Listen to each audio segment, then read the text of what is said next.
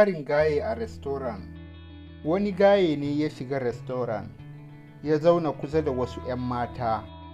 Ga sauti yana tashi da ƙarfi, dum dum. Duk lokacin da sautin zai ce dum, kawai sai ya saki tusa, dum. Sai ya basar, sai ya kalli 'yan mata, sai ya ga 'yan matan nan duk suna karsatar kallonsa. Sai ya sake sakin wata dum, ya sake sakin ta uku, daram. Kawai ya ga kowa na kallonsa, sai ya tuna ashe earpiece ya saka a kunnensa, yake jin sautin shi kadai.